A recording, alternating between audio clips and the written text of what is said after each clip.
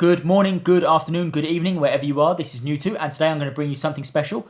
This is my Lightseekers Granite deck.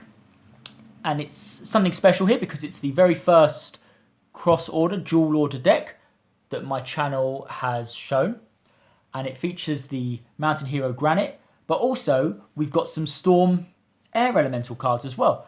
So that's really cool, and it's something unique about Lightseekers is that you can have multiple colours, but you have to kind of work a bit hard to get them. So it's not like land in Magic or resource stones in Force of Will. Here we've got something where it's not just the colours, it's the actual element of the colours as well that you play into your deck. So what have I got here? Granite. Granite is a mountain hero that has a really unique ability that says you deal more damage if your deck is empty, and you deal more damage by 5. So that's really cool, and when I saw him, I was like, right, I'm going to have to build a deck here. So what I'm going to present for you today is what I consider to be the first step Granite deck. So it's great to show you. It's nice and easy to explain. It does exactly what it does on the tin, which is draw loads of cards. And there's what makes Granite really cool, really interesting, is there are tons and tons of different deck ideas that you can do with him. So this is just one, and a very basic one.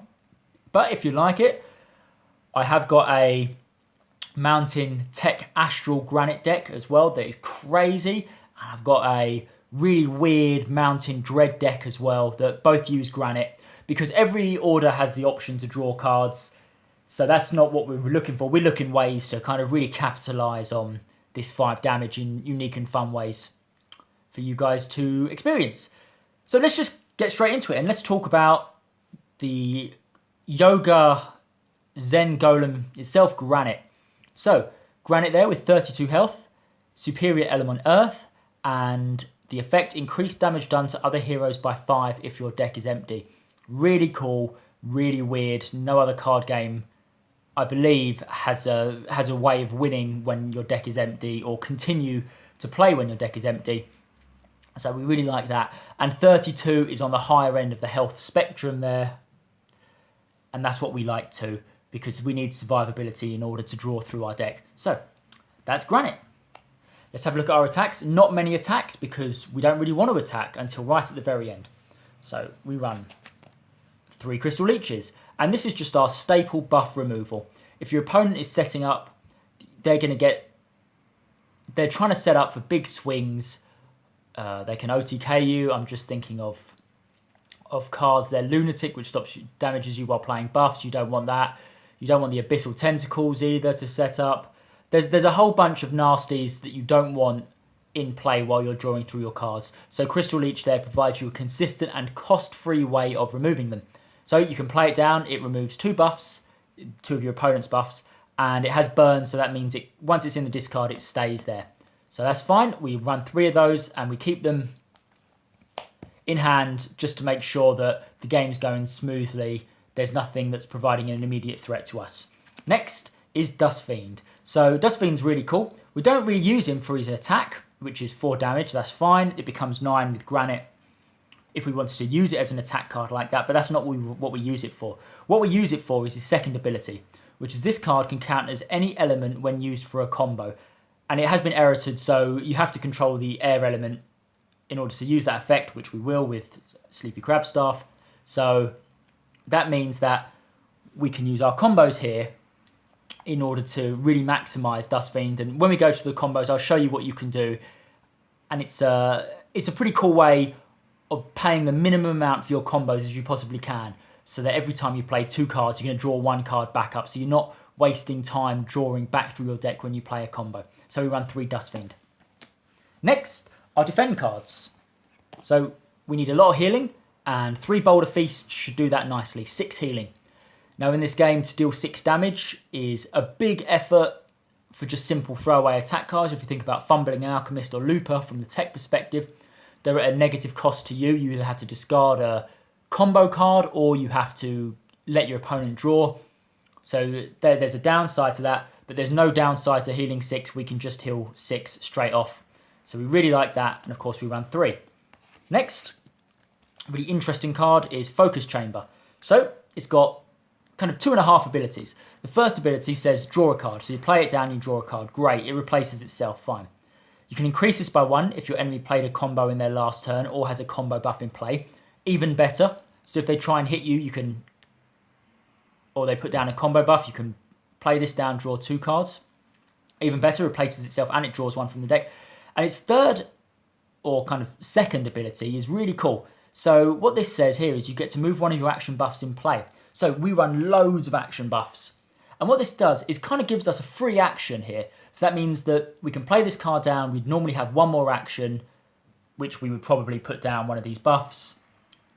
But instead this says, hey, you can just do that straight away by playing this card. So we've got 1 extra action, which we can use to play another buff or just pass and draw a card. So we run 3 focus chambers for that reason. Next, 2 Tantosian Blacksmiths. An absolute staple in any deck that runs weapons. So we need these, and what he does is he equips any item from your deck, so you move 1 item from your hand or deck into play and you gain an additional action. So that's really cool, a bit like Focus Chamber, kind of gives you like a free action there. This gives you a completely free action, so you can play this down, equip an item, play something down, play a blue card, play your Hurricane Spirit, and then pass to draw a card. So yep, we really like that and we run 2. We don't run 3, because sometimes they can be dead cards in hand once you're fully set up, but 2 is definitely the right number, I feel, for this deck.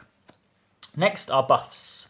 So, very simple buff here, Ancient Miner, just lets you draw 3 cards. On the first turn, it does nothing. Second turn, draw a card. Third turn, draw 2 cards. We run 3 of these.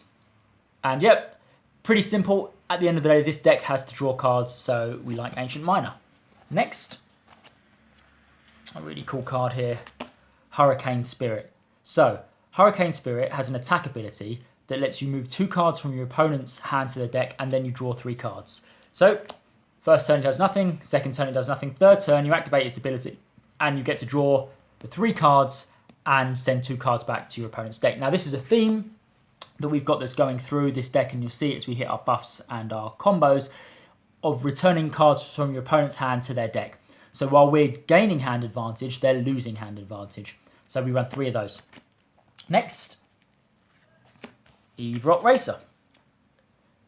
So you play him down, he lets you draw a card on his second turn. So nothing happens the first turn. Second turn you get to draw a card. And then you get to move 3 attack cards from your opponent or from your enemy's hand back to their deck. So that's really good against high tempo decks, aggro decks that are going to throw out loads of damage to you. Eve Rock Racer says no, send those 3 cards back to the deck. And they may even have to pass, double pass, which means that we can set up another Eve Rock Racer and just keep the loop going, stopping them from attacking. So we run 3 of those, we really like them. Next, right now, there should be 2 Mountain Forts. I don't have a second Mountain Fort, so we'll go through Eve Rock Carver slightly separately.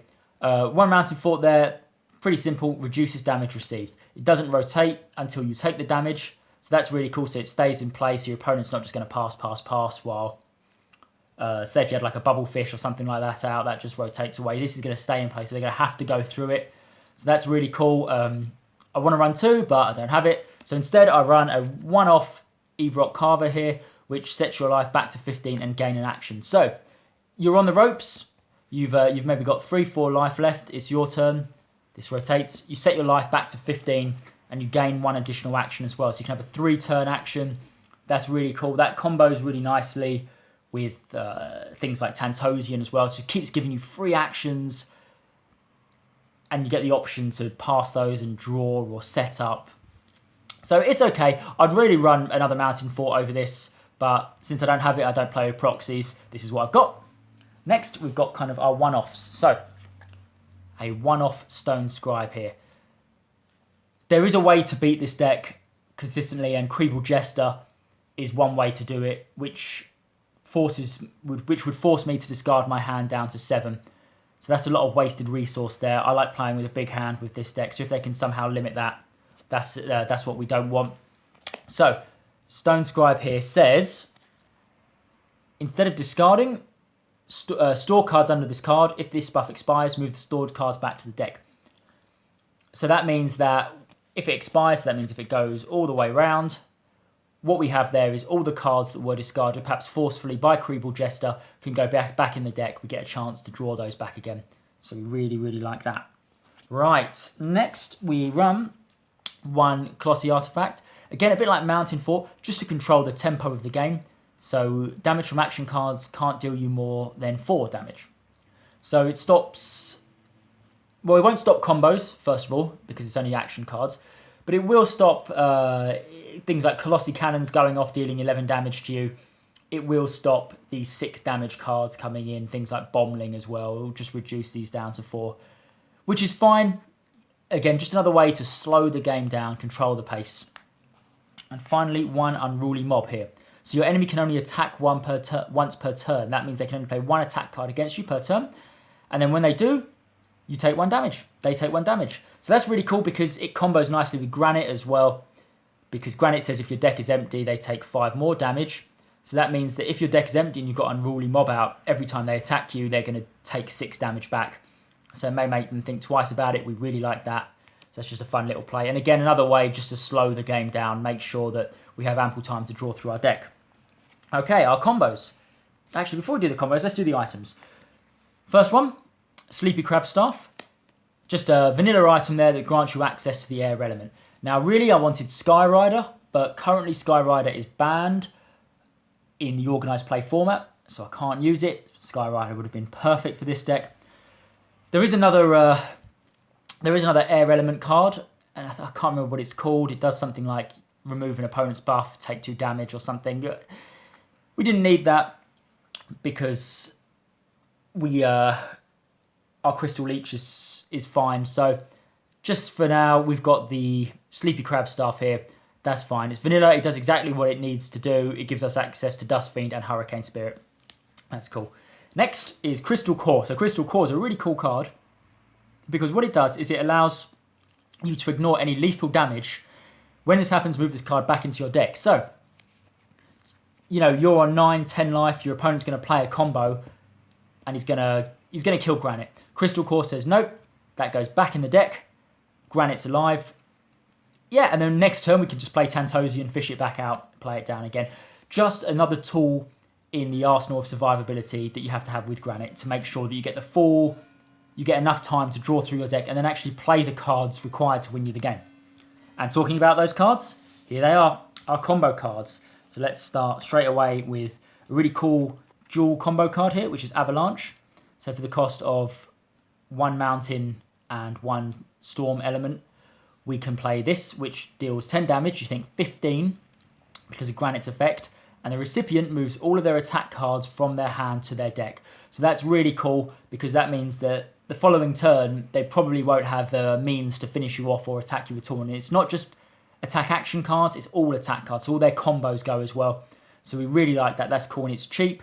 We can play it with a Dust Fiend and any combo or any red card that we have. And because it's 2, straight away we're going to 2 cards go back to the deck. We get to draw 1 straight away, so it makes it easier next turn for us to draw through that into that 1 card and play something else down. So we like Avalanche. Next is Wrath of the Mountain. So 12 damage, 17 with Granite, so massive, massive damage. And again, a little bit like a mini Avalanche, the recipient moves 2 action cards from their hand to their deck. So at this point, our deck's empty. We're depriving our opponent again of resources from their hand. They're losing all their attack cards. They may be losing any 2 cards from their hand that aren't combos for this one. So really cool, and 17 damage is massive. So we like that. Next, Crushing Blow. 9 damage. It's fine. 14 with Granite. It makes it much, much better. But it also removes 1 equipped item from your opponent. So that's really cool. We like that because Granite takes time to set up. And what we don't want is your opponent to be playing items down that may interfere with the damage that we do. Forge Walls. We don't want a Crystal Core on the other side as well, especially since we put so much effort in to deal 17 damage. We don't want something to get in the way to halt our attack, so Crushing Blow there is a way to get around that.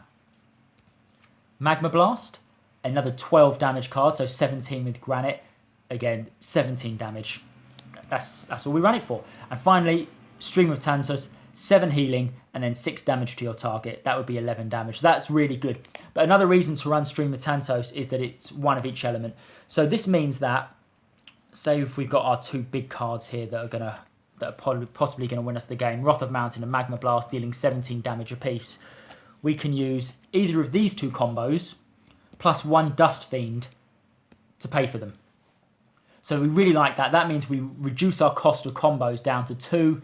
So I think that's a really, really cool idea. And it's the cheapest we can pay for combos, short of, you know, using 1 combo to pay. Or we can use Wrath of Mountain, I guess, to pay for Stream of Tantos. But really, we want it the other way around. So we want to be playing the big heavy 3 and then using these 3 for utility or support. So there we go. That's the Granite deck. Again, really cool, really interesting, really unusual. I'd love to see what your ideas of Granite are, and please, if you want, build the deck, leave me some feedback, tell me how you enjoy playing it. Stay tuned, because I've got a kind of next step Granite deck as well, so I think the next one is slightly more technical.